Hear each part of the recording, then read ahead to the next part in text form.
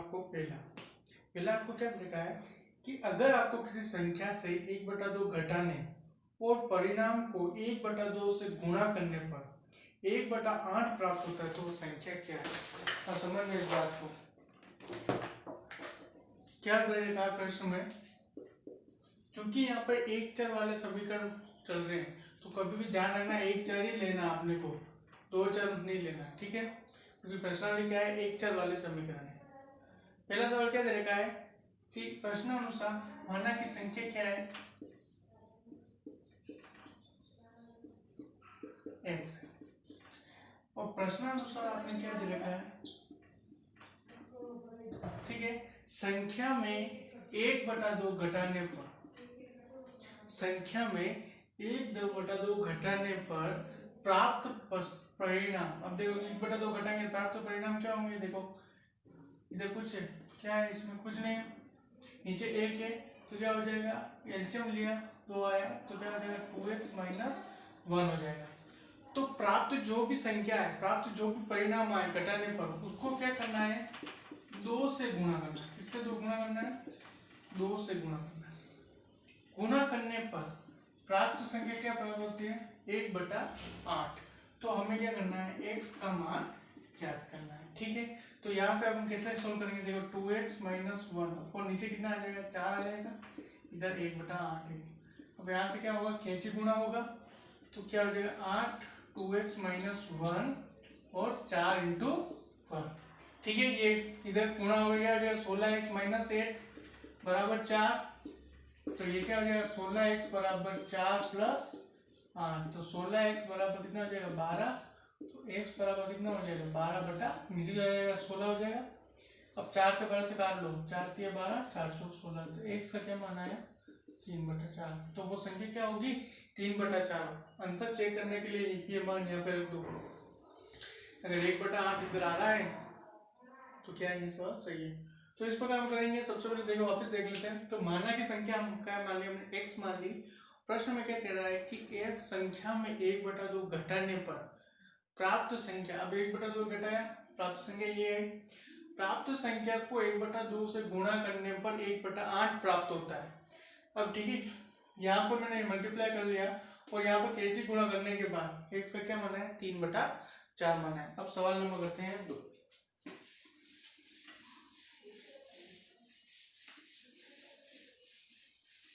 सवाल नंबर 2 ये कह रहा है, एक आयताकार तरंग तार, ठीक है, जिसकी जो लंबाई है, एक आयत है, एक आयत है, ठीक है, एक आयत जिसकी लंबाई, ये लंबाई है, ये चौड़ाई है, जिसकी जो लंबाई है चौड़ाई के दुगने से 2 अधिक है। मतलब प्रश्नानुसार क्या है, लंबाई, देखो जो पहला है, जो पहले लिख देना, ठीक है, फिर सीक्वेंस से जमेगी। लंबाई चौड़ाई से दुगने से 2 अधिक है। लंबाई जो है चौड़ाई के दुगने से कितनी अधिक है, 2 अधिक है। तो माना कि L = 2b + 2, यहाँ पे b क्या है, चौड़ाई है, और L क्या है, लंबाई है, ठीक है। तो माना कि b बराबर क्या है, x है, माना कि चौड़ाई बराबर क्या मान ली मैंने, x मान ली, तो L बराबर क्या हो जाएंगे 2x + 2, ठीक है। अब परिमाप क्या दे रखा है 154, आयत का परिमाप कितना दे रखा है 154 मीटर दे रखा है, ठीक है। हम जानते हैं कि किसी भी आयत का परिमाप क्या होता है, हम जानते हैं कि आयत का परिमाप क्या होता है 2 × L + b, 2 × लंबाई प्लस चौड़ाई।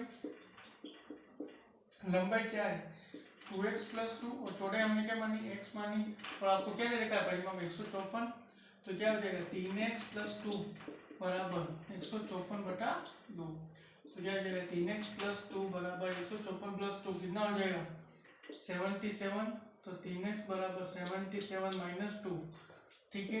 तो 3x = 75 और x = 75/3, कितना आ गया 3 दूनी 6, ये बचा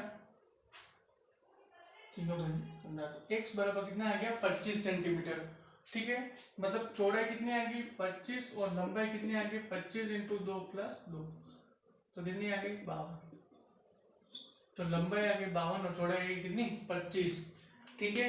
यहाँ पे ध्यान रखना। अब सवाल नंबर करते हैं तीसरा। सवाल नंबर 3।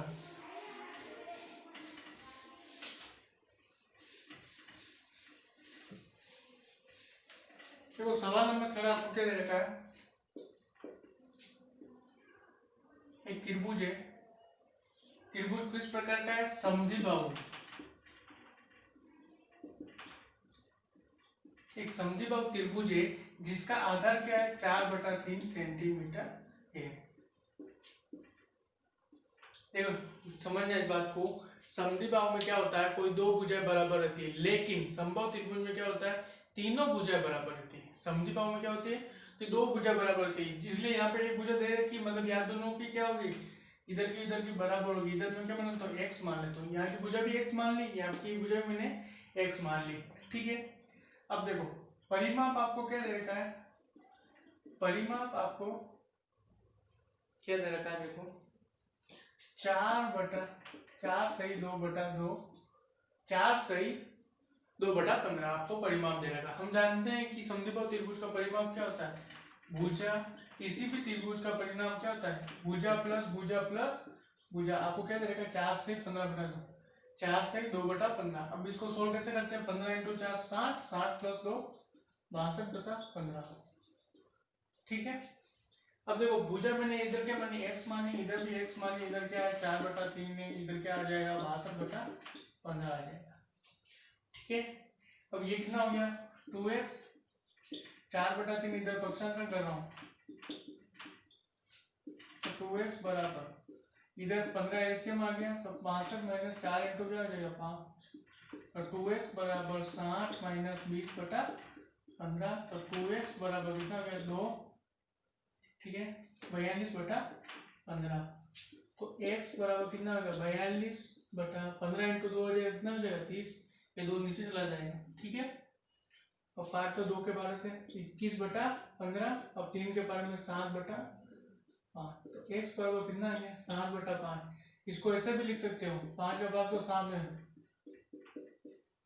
2 1 सही 2/5 भी लिख सकते हो इसको। भुजा कौन सी आ गई, तो ये भुजा कितने आ गई 1 सही 2/5, इधर भी क्या है 1 सही 2/5, ठीक है। अब हम करते हैं 5वां सवाल।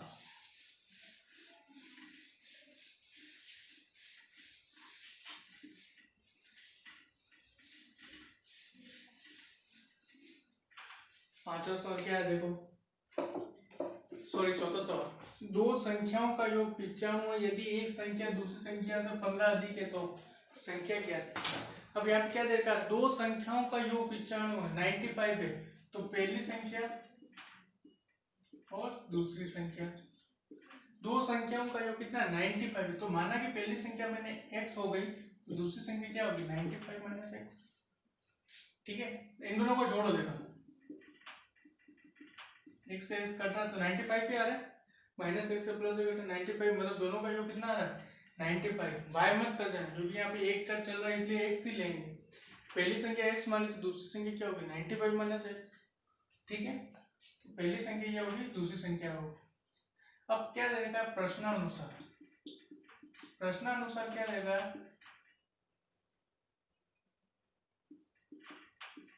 ठीक है। पहली संख्या क्या है, दूसरी संख्या से कितना अधिक है 15 अधिक है, ठीक है। तो x ये इधर x पक्षांतरण हो जाएगा, तो 95 + 15 कितना हो गया 110, तो 2x बराबर x बराबर कितना हो जाएगा 55। तो पहली संख्या कितनी आएगी 55, और 95 - 55 करेंगे तो 0 40, ठीक है। तो 55 और 40 आपका क्या है आंसर है।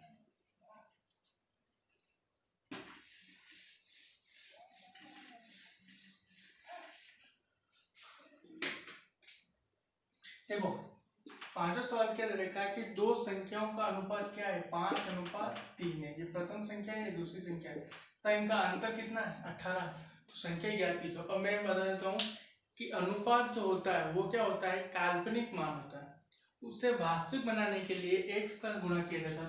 मान लीजिए वो संख्या क्या है 5x है और 3x है। अब आपको अंतर क्या दे रखा है 18 का, मतलब 5x माइनस 3x बराबर क्या दे रखा है, दोनों संख्या का अंतर क्या देता है 18। तो ये अगर 2x बराबर 18 और x इज इक्वल टू 9। अब ये 9 यहाँ पे रखो तो 5 9 45 27, तो 45 और 27 क्या है आपकी संख्या। ठीक है, ये सिंपल था, इजी था सवाल। अब सवाल नंबर 6। सवाल नंबर 6 क्या देखो, तीन लगातार पूर्णांकों का योग 51 है, तो पूर्णांक ज्ञात कीजिए। तीन लगातार पूर्णांक, अब देखो यहाँ पे समझना, तीन लगातार पूर्णांक लेने का मतलब मैं मान लेता हूँ 1 2 3। ठीक है, मैंने कोई संख्या मान ली 1 2 3, माना कि 1 बराबर क्या है x है। ठीक है, मैं 1 में क्या जोड़ू 2 हो जाए, 1 प्लस 1 का होगा तो 2 होगा, मतलब 1 प्लस 1 क्या होता है 2 होता है, और 1 प्लस 2 कितना होता है 3 होता है। ठीक है, तो x मैंने अगर 1 माना तो x में क्या जोड़ू, मतलब x प्लस 1 बराबर क्या हो गया 2 हो गए, 1 प्लस 1 2 हो गए, और 1 प्लस 2 कितना, मतलब x प्लस 2 कितना हो गया 3 हो गया। यहाँ पे देखो x बराबर 1 रखो तो ये आई संख्या है 1 2 और 3, तो तीन लगातार पूर्णांक क्या मान लिया मैंने x प्लस 1 और x प्लस 2।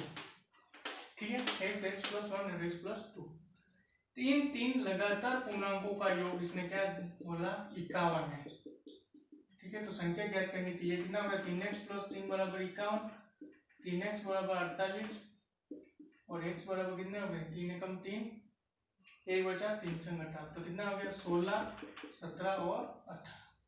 तीनों संख्या क्या आ गई 16 17 और 18। अब करते हैं हम सवाल नंबर 7। देखो सवाल नंबर 7 क्या कह रहा है कि 8 के 3 लगातार गुणजों का योग, 8 के 3 लगातार गुणजों का योग 8 8 8 है, तो गुणजों को क्या। अब सुनना, गुणज का मतलब होता है, जैसे मैं ये मान लेता हूँ संख्या x 8x मान ली, तो इसमें क्या 8 का पूरा भाग जाएगा, 8 से 8 से कटता है। गुणज इस प्रकार लेना है कि 8 का पूरा भाग चला जाए। तो 3 लगातार पूछा है, देखो मैंने पहले बताया x प्लस 2 लगातार पूर्णांक होते हैं, तो इसमें 8 का गुणा कर दो, मतलब वो गुणज हो जाएगा, 8 का गुणा कर दो, तो इनको फिर जोड़ेंगे तो क्या आता है, प्रश्न में क्या दे रखा है 888 आता है। जोड़ो,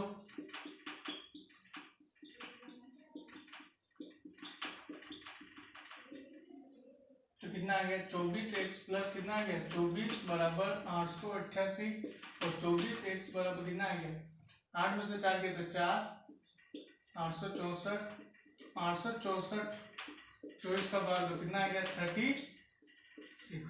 अब x बराबर 36 रखो, 36 इंटू 8 करेंगे कितना आ गया 48, 24 4 88, 288 में फिर 8 जोड़ो, ये 8 जोड़ेंगे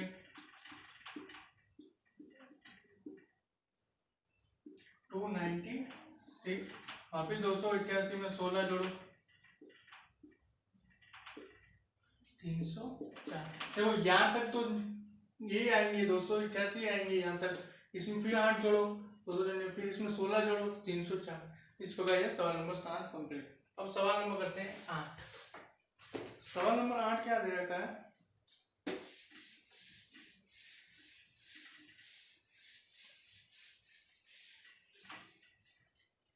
सवाल नंबर 8, तीन लगातार पूर्णांक बढ़ते क्रम में रखे, उन्हें क्रमशः 2 3 4 से गुणा करने पर योगफल 74 प्राप्त हुआ।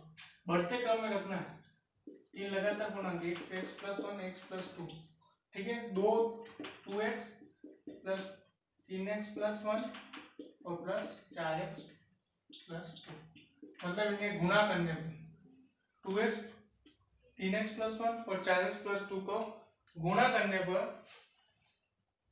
क्या है योगफल 74 प्राप्त होता है। ये आपको दे रखा क्रमशः इससे 2 3 4 से गुणा करने पर 74 प्राप्त होता है। अब इसको सोल्व कीजिए,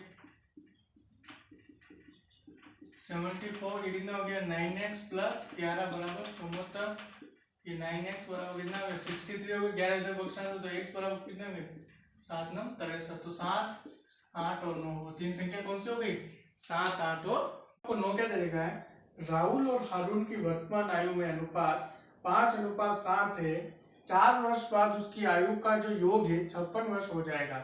तो उनकी वर्तमान आयु ज्ञात कीजिए। अब आपको राहुल और हारून, ये राहुल है और ये हारून, इनकी आयु का अनुपात क्या दे रखा है? 5:7 दे रखा है। समझना, मैंने आपको एक चीज बताई थी कि अनुपात जो होता है हमेशा काल्पनिक मान होता है, तो वास्तविक बनाने के लिए इसको किससे? x से गुणा किया मैंने, ठीक है। अब क्या बोला? 4 वर्ष बाद, 4 वर्ष बाद उनकी आयु का योग कितना हो जाता है? 56 हो जाता है, 56। 4 वर्ष बाद मतलब राहुल की आयु में कितनी जोड़ो? 4 जोड़ो, और इसमें भी कितना जोड़ो? 4 जोड़ो। 4 जोड़ दिया। आगे क्या कह रहा है? 4 वर्ष बाद इनके आयु का योग, मतलब इनको जोड़ो, प्लस 7x प्लस 4 कितना हो जाता है? 56 हो जाता है, ये प्रश्नानुसार, ठीक है। अकॉर्डिंग टू क्वेश्चन क्या है कि इनकी जो आयु का जो योग है 4 वर्ष बाद 56 हो जाता है। अब इनको जोड़ो, 5 में 7 कितना हो गया? 12x प्लस 8 बराबर 56, और 12x 8 ऊपर पक्षांतरण करो, कितना हो जाएगा? 12x बराबर कितना हो जाएगा? 48, और x बराबर क्या हो जाएगा? 48/12 कितना हो गया? 548। x बराबर 4 आ गया। अब x का मान यहाँ पे रख दो 4, तो 5 × 4 कितना हो जाएगा? 20, और 7 × 4 कितना हो जाएगा? 28। तो हारून की वर्तमान आयु कितनी हो गई? 28, और राहुल की वर्तमान आयु कितनी हो गई? 20 हो गई। स्टार्ट। किसी कक्षा में बालक व बालिकाओं का क्या अनुपात दे रखा है? 7:5 दे रखा है। तो मैंने क्या बताया था, जब ये क्या होता है? काल्पनिक मान होता है, वास्तविक बनाने के लिए क्या करते हैं अपन? x से गुणा करते हैं, ठीक है। ये आपको दे रखा 7x और 5x हो गया। प्रश्नानुसार क्या है? अकॉर्डिंग टू क्वेश्चन क्या दे रखा है? प्रश्नानुसार कि जो बालक है, बालक की संख्या जो है बालिकाओं की संख्या से कितना 8 अधिक है। बालक की संख्या बालिकाओं की संख्या से कितना अधिक है? 8 अधिक है। तो कक्षा में कुल कितने विद्यार्थी है? तो 7x, 5x इधर पक्षांतरण करो, कितना हो गया? 2x बराबर 8, तो x बराबर कितना हो गया? 4 हो गया। ये 4 मान यहाँ पे रखो, कितना हो गया? 28, और ये कितना हो गया? 20। 28 और 20 जोड़ो, कितना आ गया? 48। तो कक्षा में कुल कितने विद्यार्थी थे? 48 विद्यार्थी थे। क्या दे रखा है कि बाईचुंग के पिता की आयु, ठीक है, बाईचुंग के पिताजी की जो आयु है, बाईचुंग की आयु से कितनी? 29 वर्ष बड़ी है, और उससे दादाजी से कितनी? 26 वर्ष छोटे हैं। कौन? पिताजी जो है बाईचुंग के कितने? दादाजी से क्या है? 26 वर्ष छोटे। तो मतलब दादाजी उसमें कितने? 26 वर्ष बड़े होंगे। तो मैंने क्या मान लिया? माना कि बाईचुंग की आयु x है, पिताजी की आयु क्या होगी? अगर बाईचुंग की आयु अगर x मान ली, पिताजी मतलब बाईचुंग से कितने? 29 साल बड़े, तो 29 प्लस x कर दिया मैंने। दादाजी, ठीक है। अब उसमें दे रखा है जो बाईचुंग के पिताजी जो है बाईचुंग के दादाजी से 26 वर्ष छोटे हैं। 26 वर्ष छोटे मतलब वो दादाजी क्या होंगे? बड़े होंगे पिताजी से। 29 प्लस 1 प्लस 26 कर दिया मैंने। अब उनका प्रश्नानुसार क्या दे रखा है? अकॉर्डिंग टू क्वेश्चन क्या दे रखा है? इन तीनों की आयु का योग कितना है? 135। तो मैंने इन तीनों को जोड़ दिया, तो कितना है? 3x plus 84। 84 तो पक्षांतरण करेंगे, 3x बराबर 51 और x बराबर 17 हो गए। x का मान यहाँ पे रखो, तो 17 वर्ष तक किसकी हो गई? बाईचुंग की आयु। 29 प्लस 17 मतलब 46 किसकी हो गई? उसके पिताजी की आयु। और 17 इधर रखो, तो 29 प्लस 17 प्लस 26 72 वर्ष किसकी हो गई? उसके दादाजी की आयु। आपको कि 15 वर्ष बाद रवि की आयु उसकी वर्तमान आयु से 4 गुनी हो जाएगी, तो रवि की वर्तमान आयु क्या थी? तो माना कि रवि की वर्तमान आयु x वर्ष है। अकॉर्डिंग टू क्वेश्चन क्या कह रहा है कि 15 वर्ष बाद उसकी जो वर्तमान आयु जो होगी उसकी 4 गुनी होगी। 15 वर्ष बाद जो उसकी आयु है, तो मतलब x प्लस 15, उसकी आयु वर्तमान आयु से 4 गुनी हो जाएगी, तो x प्लस 15 बराबर क्या हो जाएगा? 4x हो जाएगा। x इधर पक्षांतर करेंगे तो 3x, और x का मान क्या आएगा? 5 वर्ष, मतलब वर्तमान आयु क्या है? 5 वर्ष। क्या है कि किसी परिमेय संख्या को 5/2 से गुणा कर उसमें 2/3 जोड़ने पर -7/12 प्राप्त होता है, तो परिमेय संख्या क्या है? देखो, माना कि परिमेय संख्या a/b है। क्या दे रखा प्रश्न में? a/b को 5/2 से गुणा करने पर, मैंने गुणा कर दिया, उसमें 2/3 जोड़ने पर क्या प्राप्त होता है, -7/12 प्राप्त होता है। ये हमने कर लिया। मैंने एलसीएम लिया, क्या एलसीएम आया, 6 भी आया। 2 से कितनी बार, 3 बार कट जाएगा, 20 से भी कट जाएगा, तो 5 × 3 क्या हो जाएगा, 15 हो जाएगा। ये कितना होगा, 2 भी हो जाएगा, तो ये 4 भी हो गया। ये -7/12 का 12। आपने केजी गुणा करना है यहाँ पे, ठीक है। 12 का गुणा इस पूरे के साथ, 6b का गुणा इस पूरे के साथ, गुणा किया तो 180 है प्लस 48b बराबर -42b आ जाएगा। -48 को इधर भेजेंगे तो -48b हो जाएगा, -48b और -42b जुड़कर -90b हो जाएगा।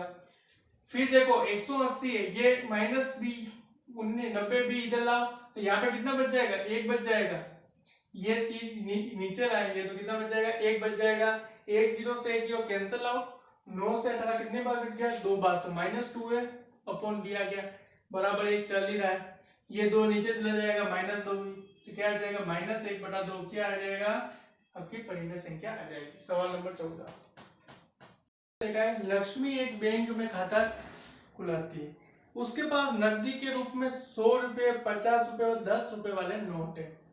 उनकी संख्याओं में क्रमशः 2:3:5 है और उनका कुल मूल्य कितना, 4 लाख है। तो उसके पास प्रत्येक प्रकार के कितने कितने नोट। अब बात को समझना, 100 रुपए के, 50 रुपए के और 10 रुपए के नोट है और उनका जो अनुपात दे रखा है संख्या का, ये कितनी संख्या का अनुपात है, नोट की संख्या, मतलब 100 रुपए के कितने नोट है वो हमें नहीं मालूम, वो हमें संख्या दे रखी। तो मैंने क्या किया, वास्तविक मान बनाने के लिए 2x, 3x और 5x कर दिया। हमें नोट की संख्या ज्ञात करनी है। अब देखो 100 रुपए के कितने नोट है, तो नोट की संख्या मैंने 2x कर दी, 100 × 2x कर दिए, 200x हो गए, ठीक है। 200x नोट इंटू, ठीक है, रुपए अपने को मल्टीप्लाई करना है। 50 × 3x किया, 10x × 5x किया, ये अपने को 200x, 150x और 50x आ गया। मतलब ये हमारे पास इतने रुपए है। हमें x का मान पता करना है, तो इनको जोड़ के 4 लाख रुपए हो गए। मतलब इनको जोड़ेंगे तो कितना, हमने योग दे रखा है 4 लाख, तो x का मान क्या आया, 1000 रुपए, ठीक है। ये x का मान यहाँ पे रख दो। अगर हमारे जोड़ यहाँ पे 4 लाख आ रही है तो हमारा सवाल क्या है, सही।